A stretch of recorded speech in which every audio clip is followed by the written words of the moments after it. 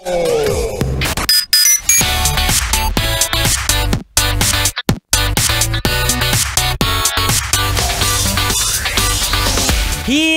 friend!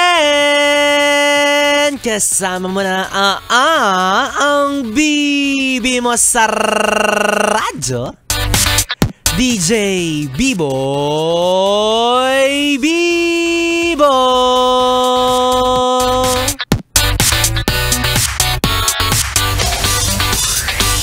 Yes, friend! Congratulations dahil finally isa ka sa mga nakaraos sa unang buwan ng taon na ito. Ay!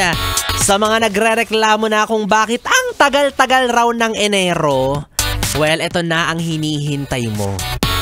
Mga echosera! As if naman may nilook forward kayo sa February, wala rin naman kayong jowa sa Valentine's. Tigilan niyo ko. Ang January, February, March hanggang December, pare-parehas lang yan.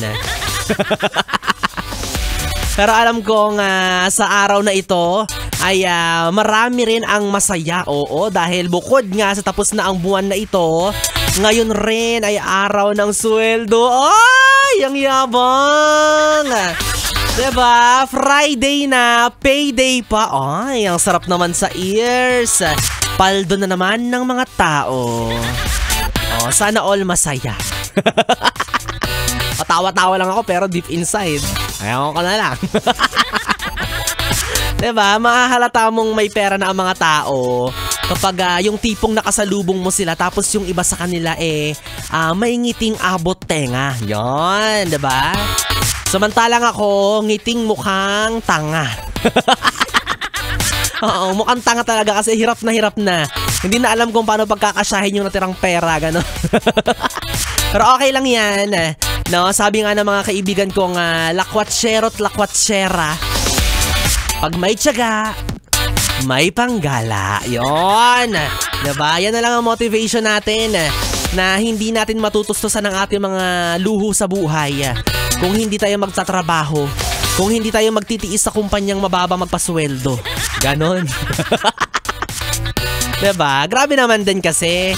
Yung mga tropa natin out there na mga mayayabang galante kasi may sweldo silang malaki. Ay! Bigyan nyo naman ng konsiderasyon yung mga kagaya kong malaki ang obligasyon.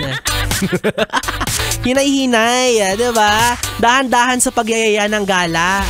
Kaya madalas di ako sumasama eh. Di dahil sa ayoko ha, kundi ayaw ng wallet ko. Gano'n. Magaling lang talaga ako magdahilan. Oo, kaya akala nyo wala akong pake. Pero deep inside, nauna na akong nag-impake. Kaso wala talaga eh, diba? Wala akong ibubuga, wala na akong pera. Yun yung totoo. Kaya minsan, mga yes friend, intindihin nyo rin no, na kapag may mga tropa tayo na hindi maiwasan mang Indian. No, yung mga talkies daw, yung sinasabihan natin na drawing, sinungaling, sasama raw pero hindi naman pala. Intindihin nyo rin naman sila, di ba? Pero gets ko rin naman yung pakiramdam ninyo na nagugulo yung ambagan. Oo, yung tipong naset na yung gantong hatian tapos biglang lalaki ulit yung hatian kasi may isang hindi makakasama. O, di ba, bad trip? O kasi syempre, kaya nga naman, no, baka marami rin talaga siyang mga bayarin, mga pangangailangan na kailangang paglaanan yan. No, nahihiya lang magsabi yan. Buti sana kung sagot mo yung pamasahe niya, hindi naman. O kaya ikaw, yes friend, kung kasalukuyan ka ring nahihirapan, ang masasabi ko lang ay kaya mo yan, ha? Laban lang, konting kembot na lang. Kasi ako kahit kaldagan ko to, hindi ko na talaga kaya. Sumuko na. Wala na mga yes friend.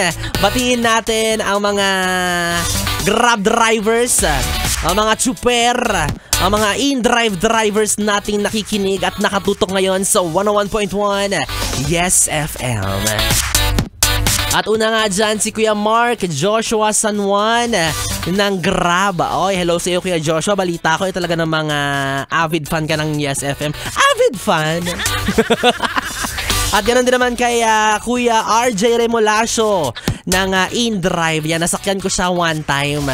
Naka Yes FM siya. Sabi ko, ay kuya, yan talaga yung pinapakinggan mo?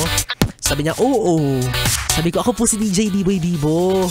Sabi niya, pakialam ko. Medyo napahiya ako doon, pero binigyan ko na lang siya ng merch. Hindi, joke lang. Oo, lagi daw siya nakikinig sa Yes FM. Salamat naman po sa pagmumukha nyo. At yun ang day kay Kuya Robert Montesilio ng grab car sa kanyang asawa na si Mary Grace Mendoza Montesilio. Oo, nasakyan namin siya kanina. Grabe, niyaya ako mag-drive-thru. Parang sirata si Kuya. Yung pala, dadalhin lang ako sa karinderya. Well, anyways mga yes friend, kapiling nyo na ako, DJ B-Boy Bibo, ang DJ na single, ready to mingle, basta walang label. Pwede nyo akong makatabi hanggang mamayang alas 12 para sa ating BB Time. Dito pa rin sa 101.1 Yes FM Solid.